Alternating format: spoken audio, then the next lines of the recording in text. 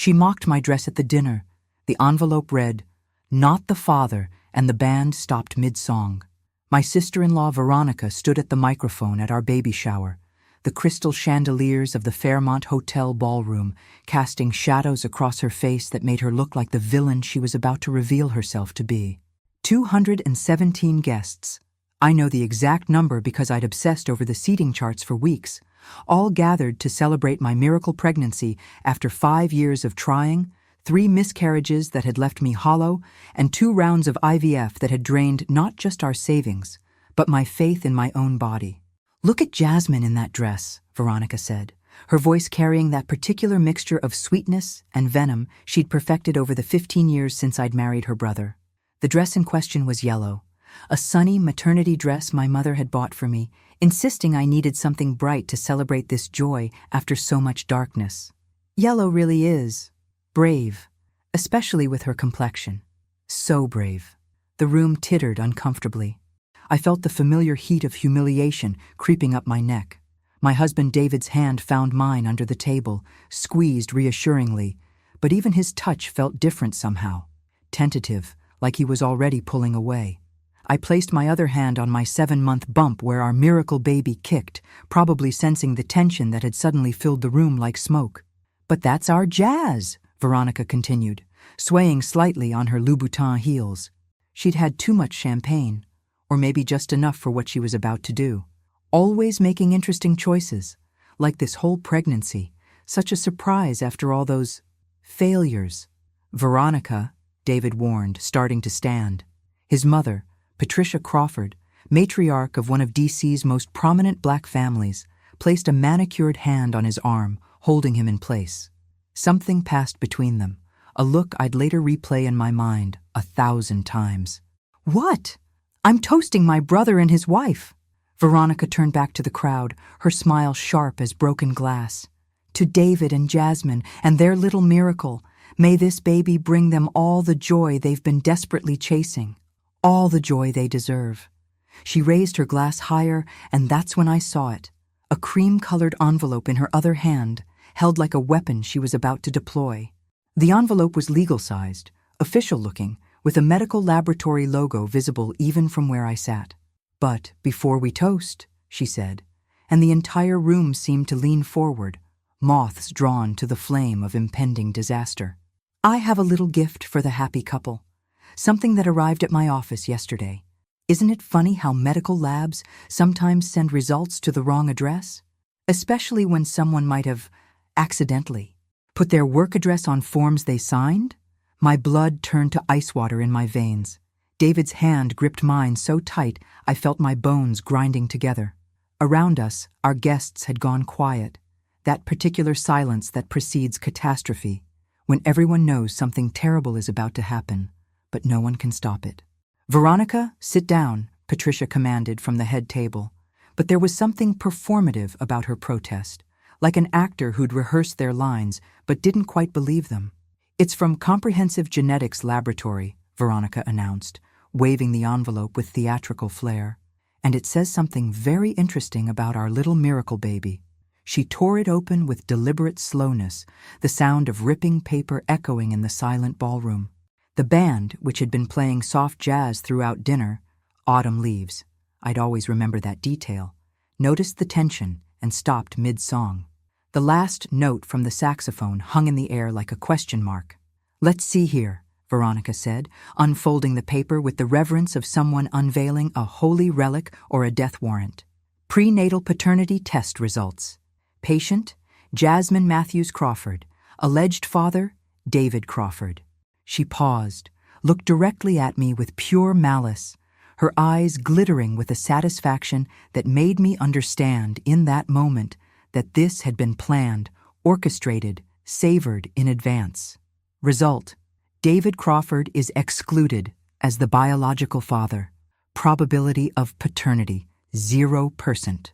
The ballroom erupted like someone had detonated a bomb. Gasps rippled through the crowd like a wave. Chairs scraped against the floor as people stood or turned to get a better view of the carnage. Voices rose in shock and scandal and that particular excitement that comes from witnessing someone else's catastrophe. But I couldn't hear any of it over the roaring in my ears, the sound of my world collapsing in real time. "That's impossible," I said, but my voice was lost in the chaos, a whisper in a hurricane. "David, that's impossible. You know that's impossible." But David had released my hand like it burned him. He was standing, backing away from me like I was contaminated, dangerous, like the 7 months of pregnancy we'd celebrated were suddenly a crime I'd committed against him. His family was already surrounding him, his mother pulling him away with practiced efficiency, his father Gerald already on his phone probably calling their lawyer, his aunts forming a protective circle, already whispering, already judging, already convicting me in the court of Crawford family opinion. "David," I called out, struggling to stand with my pregnant belly making me ungainly, vulnerable. "David, please, this is a mistake. It has to be." He looked at me then, really looked at me for what would be the last time in months, and what I saw in his eyes shattered something fundamental inside me. Not just betrayal, not just hurt, but relief. He was relieved.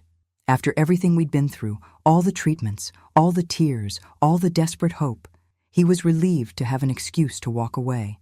"I need to go," he said, his voice carrying across the ballroom, ensuring everyone heard him being the wronged party. "David, wait!" I reached for him, and that's when I felt it. Wetness between my legs, warm and terrifying. Not my water breaking. Blood. Bright red blood that I could feel soaking through my yellow dress, the dress Veronica had mocked, turning it into something from a horror movie. The last thing I remember before the world went black was Veronica's satisfied smile, my mother-in-law's calculating gaze, and someone, my mother, I'd later learn, screaming for an ambulance. If you're already feeling the rage that comes from public humiliation mixed with medical emergency, from family betrayal at the most vulnerable moment, stay with me, because this story is about to reveal truths about conspiracy, fraud, and violation that will make your blood boil. I woke up in Georgetown University Hospital, machines beeping their electronic lullabies, an IV in my arm delivering fluids and probably medications I hadn't consented to, and my mother holding my hand. The room was dim, but I could see her face clearly, streaked with tears and twisted with a fury I'd rarely seen from her. My mother, Grace Matthews, was a woman who'd immigrated from Trinidad 30 years ago with nothing but determination, who'd built a restaurant empire from a single food truck, who'd faced down racist suppliers and sexist bankers without flinching. But now she looked ready to burn the world down. "The baby?" I croaked, my throat raw like I'd been screaming. Maybe I had. "She's okay," Mama said quickly, squeezing my hand. "They stopped the bleeding. Preeclampsia triggered by severe stress. Your blood pressure was 200/140 when they brought you in. Stroke level. You're on bed rest for the duration, maybe full hospitalization. But she's okay." She, our daughter, David's daughter, no matter what that paper said. It had to be wrong. It had to be. "Where's David?" Mama's face darkened like storm clouds gathering. "That coward hasn't shown his face. Been 24 hours. 24 hours? You've been sedated, baby. The doctors were worried about your blood pressure causing a stroke or triggering early labor. They had to keep you under. It's Sunday afternoon now." Sunday. The baby shower had been Saturday evening. I'd lost an entire day, and in that time, my husband hadn't come to see if I was alive, if our baby had survived his sister's cruelty. I need to call him. This is all a mistake. The test is wrong. "Jasmine." "Doctor." Martinez entered, my OB-GYN who'd been with us through every failed pregnancy, every loss, every desperate attempt. She'd held my hand through procedures, celebrated with us when this IVF finally took, had become more than a doctor. She'd become a friend. Or so I'd thought. Now she looked troubled, conflicted, like she was carrying secrets she didn't want to reveal. "How are you feeling?" she asked, checking my chart on her tablet. Like my life just exploded in public. "The paternity test. I saw the results Veronica shared. She actually emailed them to the entire wedding guest list, your workplace, and several media outlets." My stomach churned. "She what?" "The story is already in the DC gossip blogs. I'm sorry, Jasmine, but I need to ask you something in private." Mama started to protest, but I nodded for her to leave. When we were alone, Dr. Martinez pulled a chair close to my bed. her usual professional distance abandoned. "The IVF procedures," she said carefully. "Both were done here at Georgetown. I've pulled all the records. Okay? There's something unusual. The second procedure, the successful one, David wasn't present for the specimen collection. He was traveling for work. We used frozen sperm from the first attempt. You said that was fine, that it was actually better because the quality would be consistent. That's what the records say. But Jasmine, I've had the lab check 3 times. The frozen sample was never accessed. The computer logs show it's still in storage, untouched. The notation in the chart says fresh sample provided day of, but David's signature isn't on the collection forms. Someone else signed for him. My mind raced, trying to make sense of this. That's not possible. He said he came in that morning before his flight. He texted me from the collection room, made jokes about the magazines they provide. According to security footage, he didn't. I've reviewed everything from that day. David never entered the building. But someone did provide a sample. It was labeled as David's, processed as David's. But she hesitated, and in that pause, I felt my world tilt further off its axis. The signature on the forms is from someone with medical authorization, someone who works in the system. Who? That's what we're trying to determine. But Jasmine, I need to ask, who had access to David's medical information?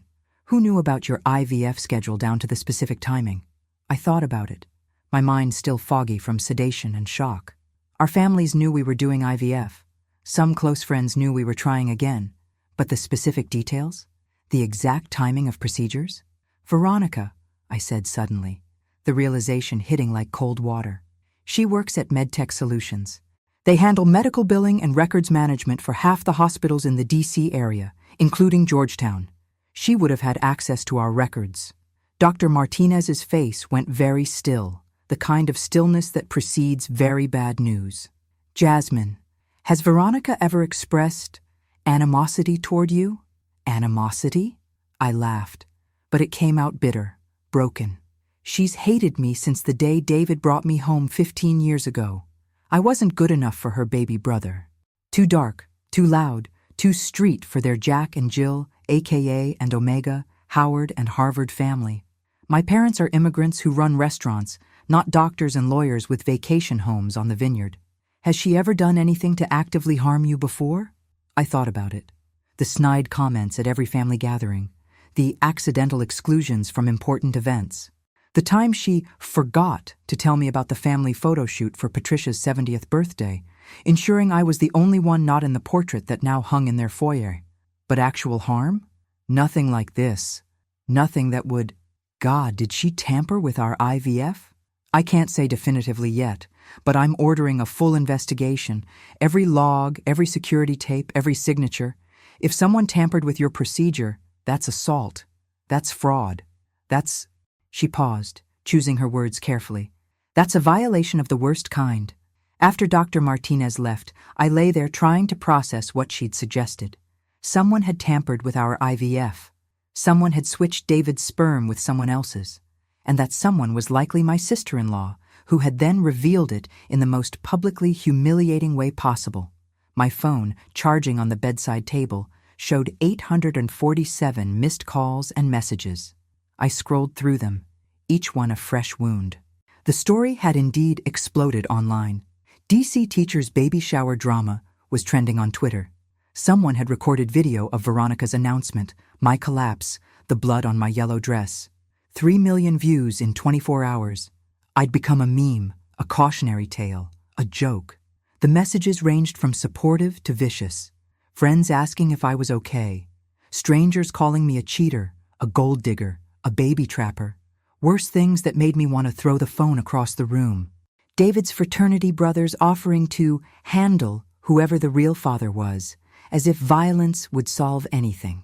My principal asking if I planned to return to work, given the situation. Bureaucratic speak for wondering if I was too scandalous for the classroom. But nothing from David. Not a single message asking if I was alive, if our baby had survived, if there might be an explanation beyond the obvious assumption that I'd cheated. Then I saw it. A Facebook post from his mother, Patricia Crawford, the grande dame of Black DC society, the woman who served on every board, chaired every charity, whose approval could make or break you in certain circles. The Crawford family is devastated by recent revelations. We are supporting our son David during this difficult time as he processes this betrayal. David has filed for divorce and will be seeking full custody once the child is born, pending determination of paternity. We ask for privacy as we navigate this painful situation. Custody? Of a baby they claimed wasn't his? The logic didn't make sense unless they knew something I didn't. My mother returned with my father and my sister Keisha. Daddy looked ready to burn the world down, his face set in lines of rage I'd rarely seen. He was a gentleman usually, content to let Mama be the fighter while he handled the books in the kitchen. But threaten his daughters, and Jerome Matthews became someone else entirely. Keisha, 3 years younger than me, but infinitely more suspicious of the world, was already on her phone with her boss. She was a paralegal at Davis, Mitchell and Associates, one of the best family law firms in D.C. "They can't take your baby," Keisha said, covering the phone with her hand. "If the test is right and David's not the father, he has no custody rights. If the test is wrong, then this is all moot." But either way, filing for custody of a baby he claims isn't his? That's legally inconsistent. My boss says it suggests they know something we don't. Like what? Like maybe they know exactly who the father is. 2 days passed in a blur of medical tests, legal consultations, and revelation after revelation. I remained in the hospital, hooked to monitors that beeped if my blood pressure rose even slightly, which it did every time I thought about what had been done to me. Because that's what this was. Something done to me, not by me. Then Marcus Thompson walked into my room. Marcus had been David's best friend since they were 5 years old, through private school and Howard University, through pledging Omega Psi Phi, through first jobs and first heartbreaks. He'd been the best man at our wedding, had given a toast about love conquering all that now felt like mockery. He stood in my doorway looking uncomfortable but determined, like someone about to jump off a cliff who'd already decided the fall was worth it. "Jazz, I need to talk to you," he said, closing the door behind him. "If you're here for David, I'm here for you and for the truth. Something's not right, and I think I know what it is." He pulled a chair close to my bed, and I noticed his hands were shaking. Marcus was 6'3", built like the football player he'd been in college, someone who commanded rooms and radiated confidence. I'd never seen him nervous before. "That night at your baby shower, after you collapsed, when the ambulance was taking you away, Veronica was drunk, really drunk, and she said something to me." "What?" "She said the Crawfords always get what they want, and they wanted a grandchild, but not you. She said you were just the incubator, that once the baby was born, you'd be eliminated from the equation." "Eliminated how?" "I don't know. But Jazz, there's more. Something I should have told you years ago, but David made me swear." He paused, ran his hands over his face. "David's sterile." The words hit like a physical blow, knocking the air from my lungs. "That's not possible. We did IVF because of my issues, my scarred tubes from the ectopic pregnancy. David's counts were fine. He showed me the results." "Did you see the actual results? Or did he just tell you what they said?" I thought back, and the memory felt different now, tainted with new knowledge. David had always handled his side of the fertility testing privately, said he didn't want me to stress about his results on top of my own issues. He'd summarize them for me. "Everything's good on my end, baby. We just need to focus on getting your body ready." I'd been grateful for one less thing to worry about. Thought he was being protective, caring. "He's been sterile since college," Marcus continued, each word seemingly pulled from him against his will. "Senior year, he had testicular torsion. You remember when he was hospitalized? They told everyone it was appendicitis, but it wasn't. By the time he got treatment, the damage was done. Complete azoospermia. No sperm production at all. But the IVF, think about it. Did you ever actually see him provide a sample? Or did he always have some excuse for why he had to do it separately, privately?" The room spun as memories realigned themselves with this new information. David's insistence on handling his part alone. The way he'd always had work emergencies on collection days. The way he'd been so confident the IVF would work the second time, like he knew something I didn't. If he's sterile, then whose sperm did they use? Marcus looked absolutely miserable. "That's where this gets worse. Veronica's been having an affair with someone at the fertility clinic, a lab tech named Brandon. How do you know this? Because Brandon is my cousin. He called me yesterday, panicking. Said Veronica had paid him to switch samples, that she'd threatened to destroy his career if he didn't comply. Switch them with whose? Marcus couldn't meet my eyes. She never told him whose sample to use. Just said to pick someone from the donor registry who would be genetically compatible but different enough from David that a paternity test would be definitive. Someone black, healthy, with no genetic issues. So my baby's father is some random sperm donor? Maybe. Or, he paused, looked even more uncomfortable. Brandon said Veronica was very specific about which donor to use. Donor Maumar 4731. She had the number memorized. Who is donor Dostorz 4731? Marcus finally met my eyes, and I saw guilt there so profound it made my stomach drop. Me. The room went completely still. Even the machines seemed to pause their beeping, as if the universe itself needed a moment to process this revelation. You? My voice came out as a whisper. I donated sperm in grad school. Student loans were crushing me, and the clinic paid well for black donors with advanced degrees. I donated for 2 years, made enough to stay in school. The donations were supposed to be anonymous, but Veronica, she has access to all medical records through her job. She would have been able to find out. So this baby, my baby, is biologically mine. But Jazz, I swear on everything holy, I didn't know. I had no idea until Brandon called yesterday. Veronica orchestrated this whole thing without telling anyone the full plan. Why? Why would she do this? Because she could make it look like you cheated. With me specifically, David's best friend. The ultimate betrayal. She knew David would never forgive that the family would rally around him, that you'd be completely isolated. My mind raced, trying to process the layers of violation. David lying about his sterility for years.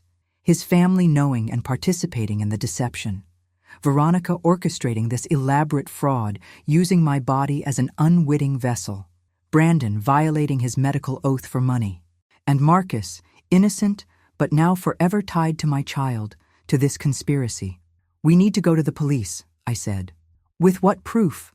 Brandon's terrified of Veronica, won't testify. She's covered her tracks well. And the Crawford family has connections everywhere. Judges, prosecutors, police commissioners. They'll spin this as you having an affair and trying to cover it up with wild accusations. Then what do? I'm having a baby in 10 weeks that everyone thinks is the product of an affair. My husband's divorcing me. His family's trying to take custody, and I'm on bed rest so I can't even fight back properly. Marcus stood up, and for the first time since he'd arrived, he looked determined rather than guilty. You let me handle this. I'm going to get proof. Why would you help me? Because what they did to you is evil. Because that's my child you're carrying, even if neither of us chose it. Because David's been my brother for 30 years. But this is unforgivable. He paused at the door. And because you deserve better than all of us. If you're wondering how deep this conspiracy goes, how many people knew and participated in this violation, tap that subscribe button, because we're about to uncover a web of deception that involves medical fraud, family betrayal, and attempted murder. After Marcus left, Dr. Martinez returned with hospital security and a lawyer. The lawyer, a sharp-looking black woman named Angela Davis, no relation to the activist, she immediately clarified, specialized in medical malpractice and assault cases. We've discovered something significant, Dr. Martinez said, her face grave. The fertility clinic's records were accessed illegally 23 times over the past 2 years, all from the same IP address, which traces back to MedTech Solutions. Veronica's company. Exactly. But that's not all.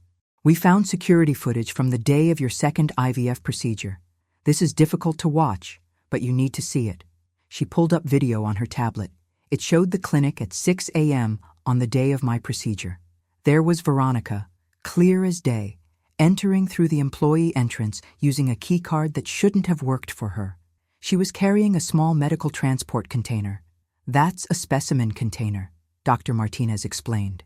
She brought in the sample that was used for your procedure. So she definitely switched it. It appears so, but there's more. She switched to another video. This is from the hallway outside the procedure room, about an hour before your appointment. The video showed Veronica talking to someone in scrubs, Brandon, presumably. She handed him an envelope that looked thick with cash. They talked for a few minutes, Veronica's body language aggressive, Brandon's defensive. Then she grabbed his arm, said something that made him flinch, and walked away. "That looks like coercion to me," Angela, the lawyer, said. "We might be able to get Brandon to testify if we offer him immunity from prosecution in exchange for testimony against Veronica. But what about David? His family? Can we prove they knew?" Angela pulled out another tablet, swiped through some documents. "I've been doing some research. The Crawford family has a history of this kind of manipulation. 15 years ago, David's cousin Michael was dating a woman the family didn't approve of. She got pregnant, and suddenly there were questions about paternity. The woman was publicly humiliated, lost custody, and the baby was raised by Michael and his new wife. Someone the family had chosen. That's a pattern. It's more than that. It's a playbook.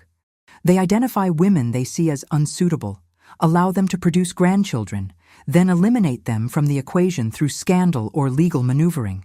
Or worse? I thought about Veronica's comment about me being eliminated. Have there been any attempts on your life? Any suspicious accidents or illnesses? I thought about the past few months. I've been sick a lot, more than usual for pregnancy. Dizzy spells, nausea beyond morning sickness, headaches. David's been making me special smoothies every morning, says they're full of prenatal vitamins. Dr. Martinez's face went pale. "We need to test your blood for toxins immediately." The blood test results came back that evening. I had elevated levels of mercury in my system. Not enough to cause immediate harm, but enough to cause the symptoms I'd been experiencing. And if it had continued for the next 10 weeks until delivery, it could have caused complications during delivery, Dr. Martinez explained. Bleeding, organ failure, things that could be explained away as tragic complications of childbirth. They were planning to kill me. My husband and his family were literally planning to murder me after I gave birth to the child they wanted. Angela was already on the phone with the FBI. This is attempted murder, conspiracy, fraud across state lines. This is federal. While she handled that, I called my parents and Keisha. They needed to know everything, needed to understand the danger we were all in. "Pack a bag," I told my mother. "Take Daddy and go to Aunt Celia's in New York. Don't tell anyone where you're going." "Jasmine, what?" "They're trying to kill me, Mama. The Crawfords. They poisoned me. They're planning to make it look like complications during childbirth. You're not safe either. If they'll kill me, they'll hurt you to get to me." My mother didn't argue, didn't question. She heard the fear in my voice and acted. Within 2 hours, my family was on the road to New York. Keisha stayed. "I'm not leaving you alone," she said, settling into the chair beside my hospital bed with her laptop. "Besides, someone needs to document everything. Build the case." That night, unable to sleep, I scrolled through my phone again. The story had evolved online. Someone had leaked that I was in the hospital, that the baby was in danger. The narrative was shifting from cheating wife exposed to something more complicated is happening. Then I saw a comment that made my blood run cold. It was from an anonymous account, but the writing style was familiar. She should have just accepted the divorce quietly. Now things will have to get messier. Some people don't know when to let go gracefully. It sounded like Patricia Crawford, David's mother, the woman who'd ruled D.C. society for 40 years through a combination of old money, connections, and ruthless manipulation. I screenshot it, sent it to Angela. Evidence of threat. The next morning brought a visitor I didn't expect. Stephanie Mills, Veronica's best friend from Jack and Jill, from Howard, from life. They'd been inseparable for 20 years, maids of honor at each other's weddings, godmothers to each other's children. "I need to talk to you," she said, looking nervously over her shoulder as she entered my room. "If Veronica sent you—" "She didn't. She doesn't know I'm here. No one does." She sat down, pulled her chair close, lowered her voice. "I know what they did to you. All of it. And I have proof." "What?" She pulled out her phone, opened a recording app. "Veronica drunk dials me sometimes, likes to brag about her schemes. I've been recording them for the past year, ever since I realized how toxic she really is." She played a recording from 3 months ago. Veronica's voice, slurred but clear.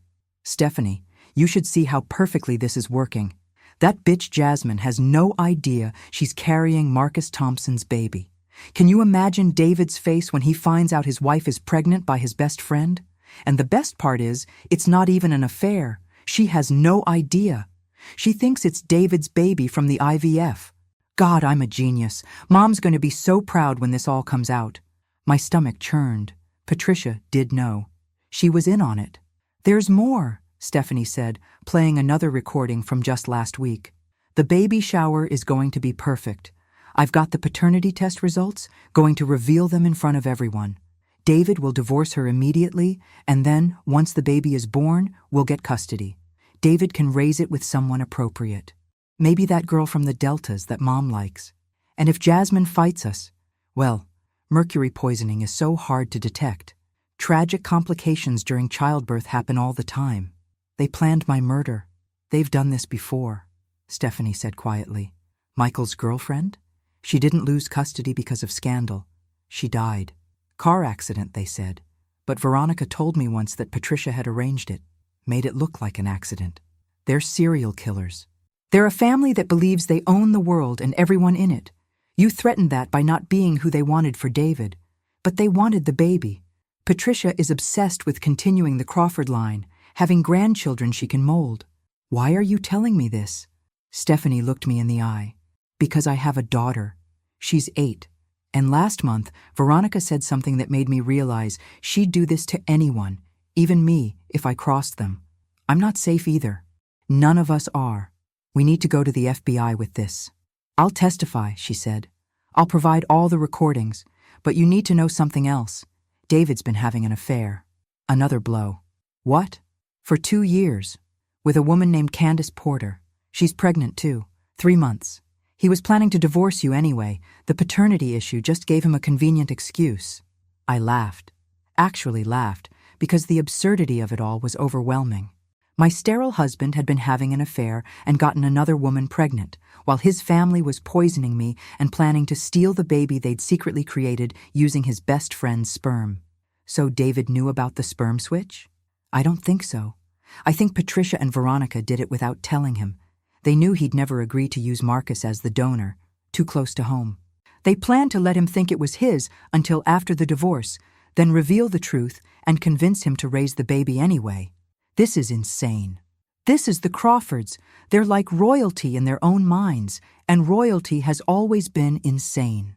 After Stephanie left, promising to meet with the FBI that afternoon, I sat with this new information. David was sterile but having an affair. His pregnant mistress meant either she was lying, he wasn't as sterile as Marcus thought, or something else was going on. I called Marcus. "I need you to verify something. You said David's been sterile since college. Are you absolutely certain?" "That's what he told me. Said the doctors confirmed it after the torsion. 0 sperm count. Then how did he get his mistress pregnant?" Silence. Then, "He has a mistress?" "Candace Porter. 2 years. She's 3 months pregnant. That's impossible. Unless what? Unless he lied to me about being sterile, or unless he's not the father of her baby either." The layers of deception kept multiplying. Everyone was lying to everyone, creating babies through deception, planning murders. It was like a soap opera written by sociopaths. Dr. Martinez returned with more test results. "The mercury levels in your blood are decreasing now that you're not consuming David's smoothies. But we found something else. There are traces of mifepristone in your system." "What's that?" "It's an abortion drug. In small doses, it can cause miscarriage. Someone was trying to make you lose the baby. But they wanted the baby. Maybe they wanted you to miscarry, so they could blame you for it. Say you were trying to hide the affair by aborting the evidence. It would have destroyed your credibility completely." Angela, the lawyer, arrived with FBI agents. "We're ready to move." Stephanie's recordings, combined with the medical evidence and security footage, give us enough for arrests. But we need to move fast.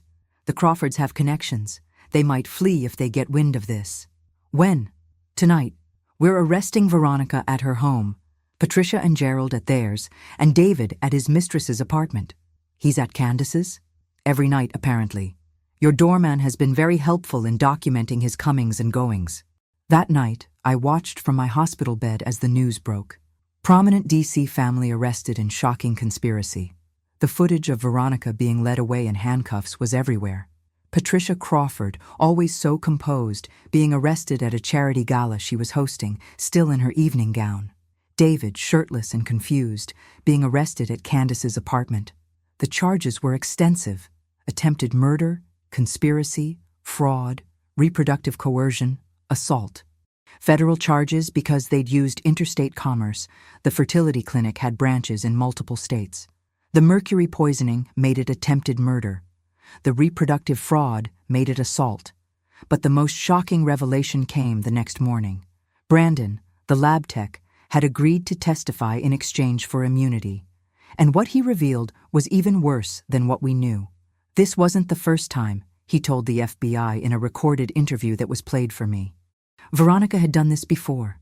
3 other women, all married to Crawford men or men in their circle, all had babies through IVF. All were divorced shortly after for infidelity. All lost custody. Where are these women now? The agent asked.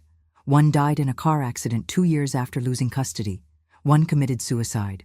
One disappeared, just vanished one day, left her apartment, her car, everything. 3 women, 3 victims before me. The Crawfords weren't just manipulative, they were serial predators who used women's bodies as incubators, then discarded them. The FBI agent pulled up photos of the 3 women.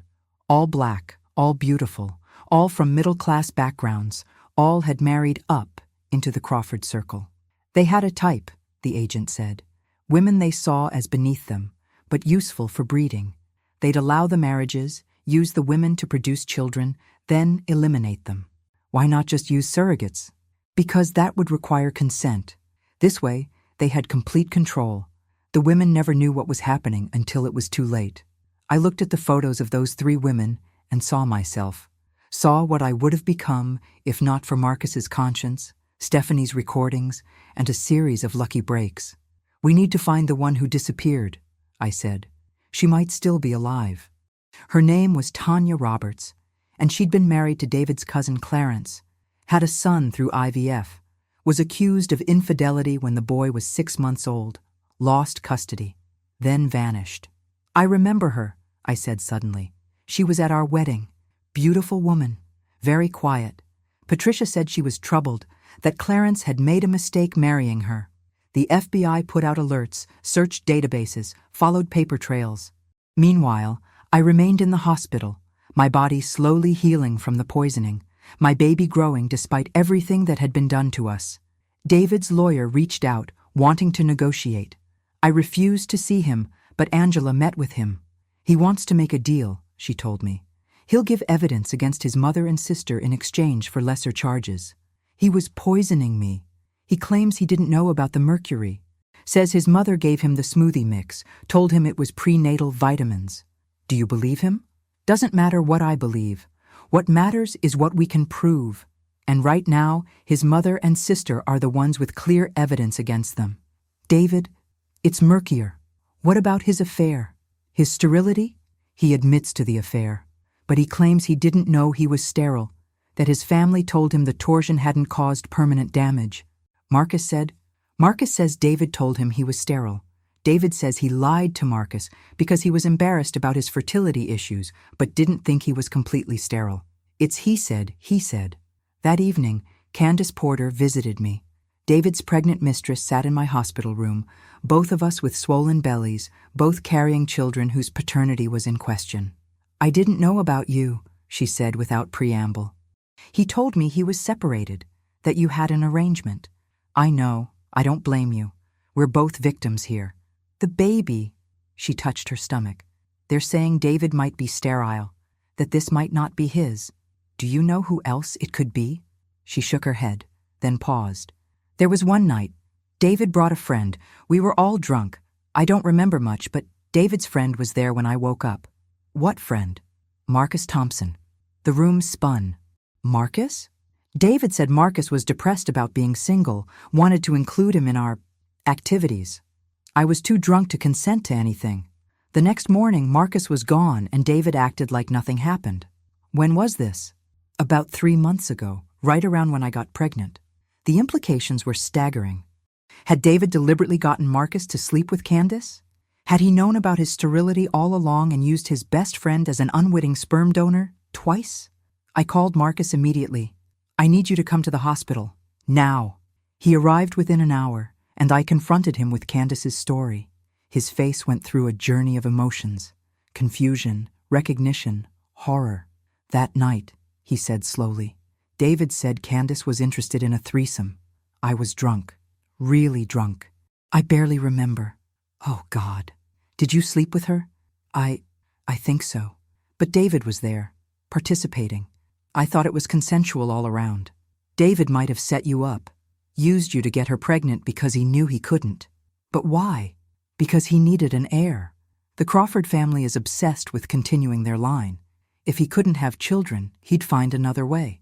So, both babies, both you and Candace, they're mine? The reality of it hit us all simultaneously. 2 women, both pregnant by the same man, neither by choice, both orchestrated by David and his family for their own purposes.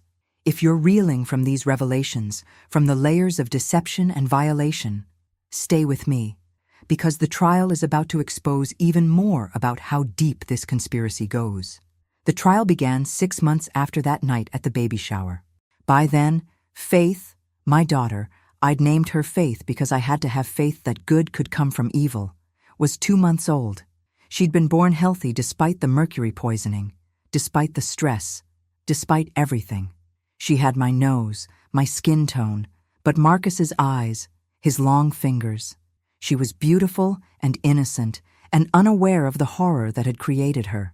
The prosecution laid out their case methodically: the reproductive fraud, the mercury poisoning, the conspiracy to commit murder, the pattern of behavior with previous victims. Veronica took the stand first, trying to play the victim. I was just trying to help my brother have a family, she said, tears streaming down her face. But when the prosecutor played Stephanie's recordings, her facade crumbled. You specifically chose Marcus Thompson's sperm. Why? It was available, but there were hundreds of donors available. Why that specific one? He had good genetics. Or was it because you knew it would destroy Jasmine's marriage when revealed? Because you could make it look like she'd had an affair with her husband's best friend? That's not. You said, and I quote, "Can you imagine David's face when he finds out his wife is pregnant by his best friend?" That was the plan all along, wasn't it? Veronica broke down then, admitted everything. The planning, the execution, the intention to humiliate me so thoroughly that I'd lose everything. Patricia Crawford took the stand next, imperious even in Prison Orange. She denied everything, claimed Veronica had acted alone, until the prosecutor presented email evidence, emails between Patricia and Veronica planning the whole thing, discussions of which donor to use, debates about when to reveal the truth, even discussions about the mercury poisoning.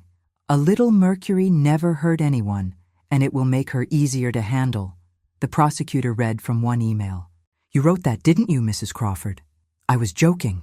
Joking about poisoning your pregnant daughter-in-law? I never thought she was good enough for David. So you tried to kill her? I tried to protect my family's legacy. By committing murder? Patricia's lawyer objected. But the damage was done. The jury saw her for what she was. A woman who believed her family's status put her above law, above morality, above basic human decency. David testified last, trying to salvage something from the wreckage. He claimed ignorance of the mercury poisoning, of the sperm switch, of everything except the affair. You expect us to believe, the prosecutor said, that your mother and sister orchestrated this elaborate fraud without your knowledge. They're very controlling. But you benefited from it. You got to divorce your wife, claim victim status, and move on with your mistress. I loved Candace. Did you? Or was she just another incubator, another woman to use and discard? That's not... You brought Marcus Thompson to have sex with her, didn't you? Because you knew you were sterile? David's face went red. That's a lie. We have video evidence from Candace's apartment building.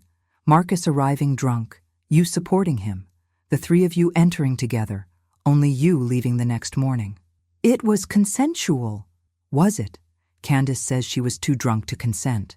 Marcus says he barely remembers. Only you, the orchestrator, remained sober enough to ensure your plan worked. David broke then. Admitted he'd known about his sterility for years. Admitted he'd brought Marcus to Candace's apartment deliberately. Admitted he'd planned to raise both babies as his own, with appropriate mothers, while discarding Candace and me. But I didn't know about the mercury, he insisted. I didn't know they were trying to kill her. Maybe he didn't. Or maybe he did, and was smart enough not to leave evidence. Either way, the jury didn't buy his innocent act. The verdict came back after 3 days of deliberation. Guilty on all counts for Patricia and Veronica. Guilty on most counts for David, though acquitted of attempted murder. Patricia got 25 years. At her age, it was a life sentence. Veronica got 15 years. David got 10 years, eligible for parole in 7. The Crawfords' empire crumbled. Their properties were seized to pay restitution to the victims. Their social standing was destroyed. The name Crawford became synonymous with scandal in D.C. circles. But the most surprising outcome came a month after the trial. Tanya Roberts, the woman who disappeared, contacted me through Angela. She was alive, living under an assumed name in Portland. She'd fled when she realized the Crawfords were planning to kill her, left everything behind to save her life. I knew fighting them legally was impossible, she said over video call. They had too much power, too many connections. So I ran. Your son? I've seen pictures online. He's 8 now. Beautiful boy. Being raised by Clarence and his new wife, a woman the Crawfords approved of. You could fight for custody now. The Crawfords are destroyed. No, he doesn't know me. I'm a stranger to him. Let him have stability. She paused. But I'm glad you exposed them. Glad you survived what I couldn't fight. Her story was the saddest of all. A woman so thoroughly destroyed by the Crawfords that she'd had to fake her own disappearance, abandon her child, live in hiding. After the trial, I had to figure out how to move forward. I had Faith to raise. I had my teaching career to salvage. I had my life to rebuild. Marcus was part of that equation, whether I wanted him to be or not. He was Faith's biological father, and he wanted to be involved. I'm not asking for custody, he said, during one of our mediated discussions. I'm not asking for anything except the chance to know her, to be in her life in whatever capacity you're comfortable with. You were a victim too, I acknowledged. They used your genetic material without your consent. But Marcus, this is complicated. You're David's best friend. I was David's best friend. I testified against him. That friendship is dead. Still. How do I explain to Faith that her biological father is her legal father's best friend? But neither of them is really her father because I'm raising her alone. You tell her the truth when she's old enough. That bad people did bad things, but she came from it, and she's good. She's proof that good can come from evil. We worked out an arrangement. Marcus could visit Faith supervised, could establish a relationship as Uncle Marcus for now. When she was older, we'd tell her the truth. But I had sole custody, made all decisions, was her only legal parent. Candace had her baby too. A boy she named Christopher. DNA testing confirmed he was Marcus's biological child. She'd been just as violated as I had, just as used. We formed an unlikely friendship, 2 women bound by the same betrayal. Our children are half-siblings, she said one day as we watched them play together. They should know each other. Agreed, but on our terms, not the Crawfords' terms. The financial settlement was substantial. The Crawfords' assets were liquidated to pay restitution to all their victims. I received enough to buy a house, set up Faith's college fund, and have security. Not wealth, but stability. I returned to teaching when Faith was 6 months old. There were whispers, of course. Everyone knew the story. But Principal Johnson had my back. You're a survivor, she said. Our students need to see that. Need to know that you can go through hell and come out the other side. My first day back, one of my students, Tiffany, stayed after class. Ms. Matthews, she said. I'd gone back to my maiden name. My mom says you're a hero. Says you stood up to rich people who thought they owned you. I'm not a hero, Tiffany. I'm just someone who refused to let others write her story. That's what heroes do, Ms. M. Maybe she was right. Maybe surviving was its own form of heroism. Faith grew beautifully. By age 2, she was walking, talking, charming everyone she met. She had my stubborn streak and Marcus's analytical mind. She was perfect. David wrote from prison once, a long letter full of self-pity and justification. I burned it without reading past the first paragraph. Some people don't deserve forgiveness. Some actions are unforgivable.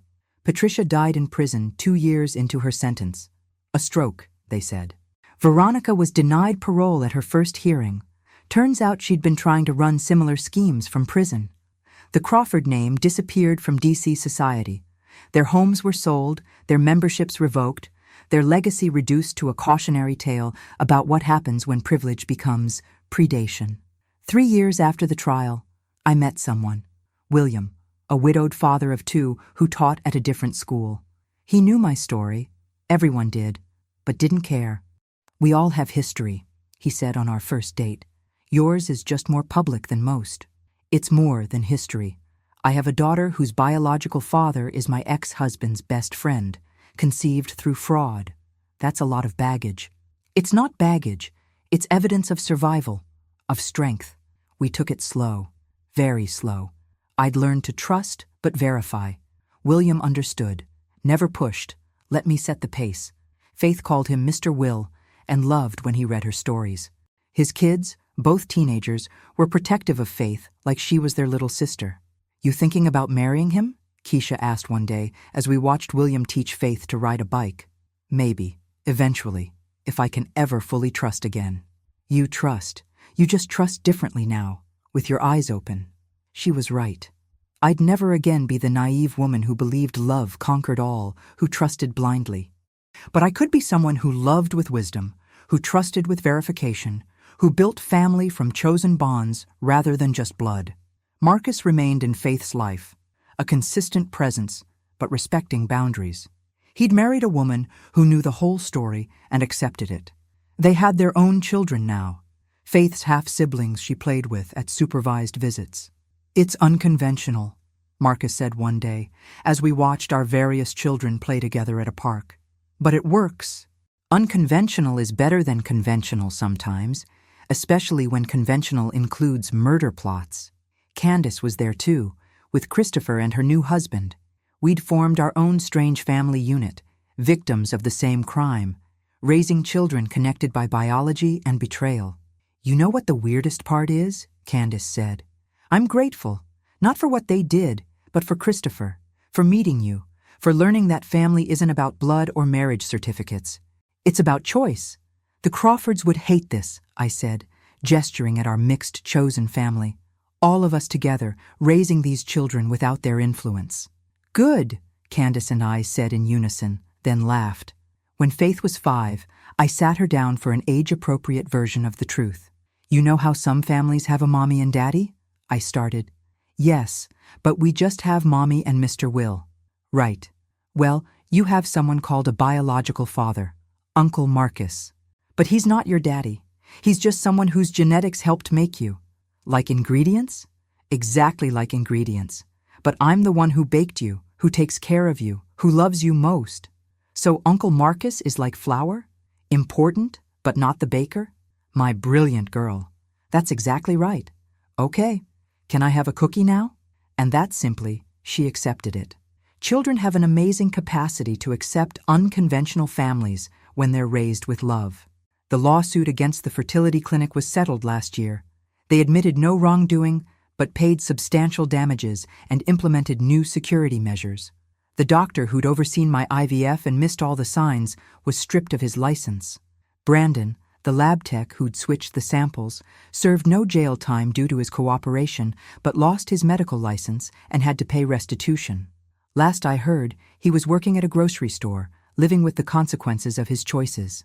Stephanie Mills, Veronica's friend who'd provided the recordings, became an advocate for women's health rights. She started a nonprofit that helps women who've been victims of reproductive coercion.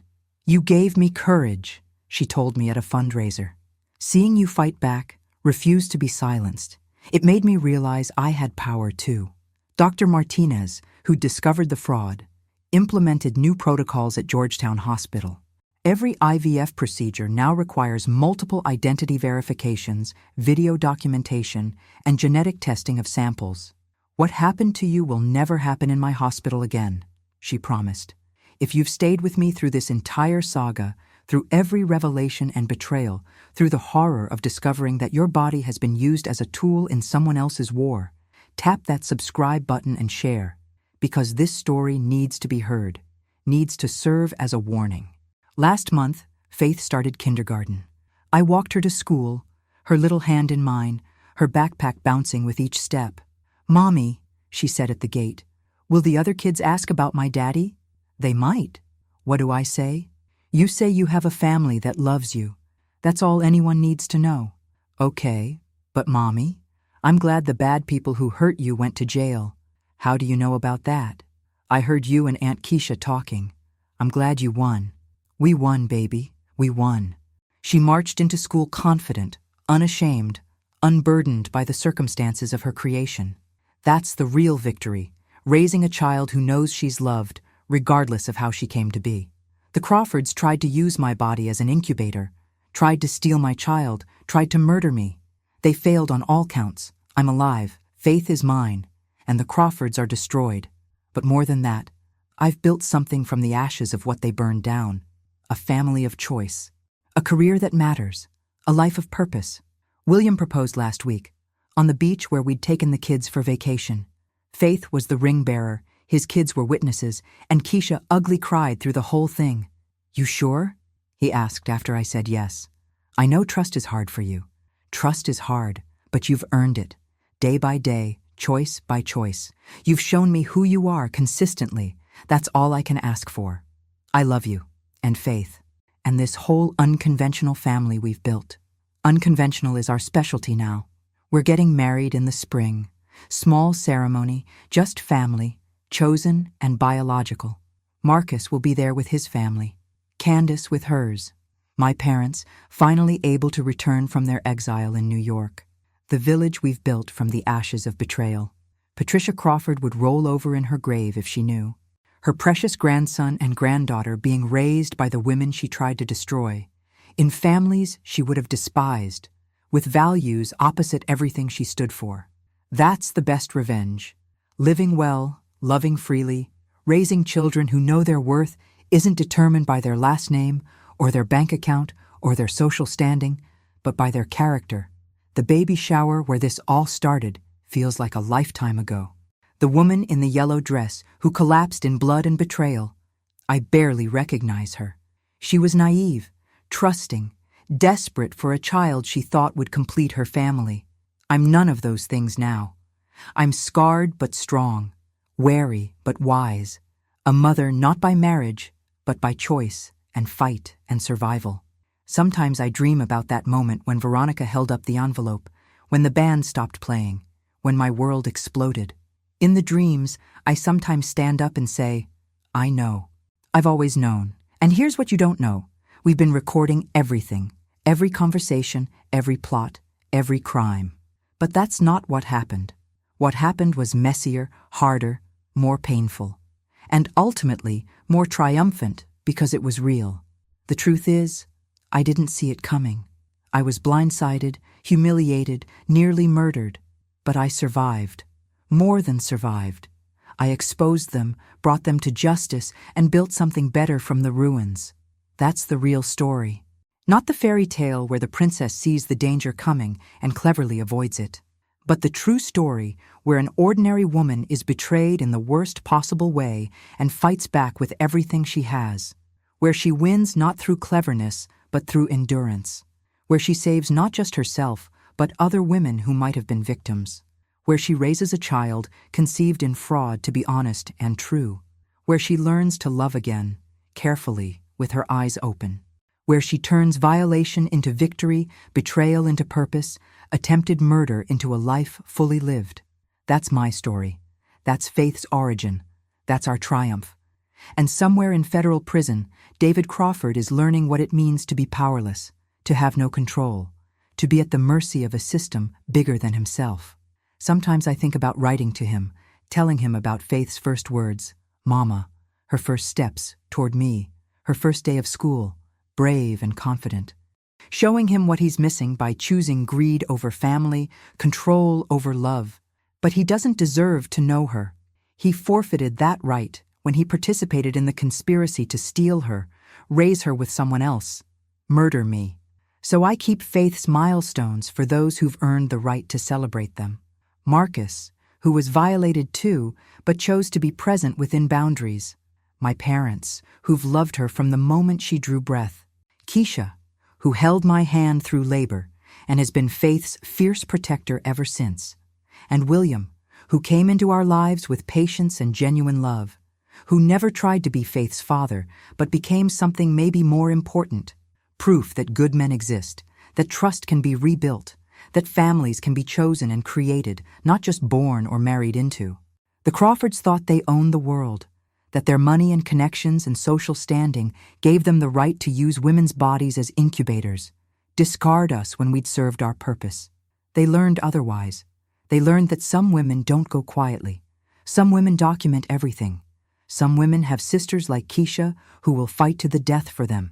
Some women have doctors like Dr. Martinez who notice when something's wrong. Some women have friends like Stephanie who provide evidence even at risk to themselves. Some women survive assassination attempts and live to testify. Some women raise daughters who know their worth from birth, who'll never be victims because they've seen what survival looks like. I'm all of those women now: survivor, fighter, mother, teacher, witness. And Faith? Faith is the future. Born from violence but raised in love. Created through deception but living in truth. Conceived as property but free from the moment she drew breath. She's proof that the Crawfords lost. Proof that evil plans can birth good outcomes. Proof that women's bodies are not incubators for the wealthy. Proof that love is stronger than conspiracy. Proof that sometimes, just sometimes, justice actually wins. The band may have stopped mid-song at that baby shower, but our song is still playing. It's a song of survival, of chosen family, of justice served and lives rebuilt. It's a song the Crawfords never wanted to hear, but are forced to listen to from their prison cells. It's the song Faith hums as she colors pictures of our unconventional, beautiful family. It's the song of victory, played in a different key than expected, but victory nonetheless. And it's still playing.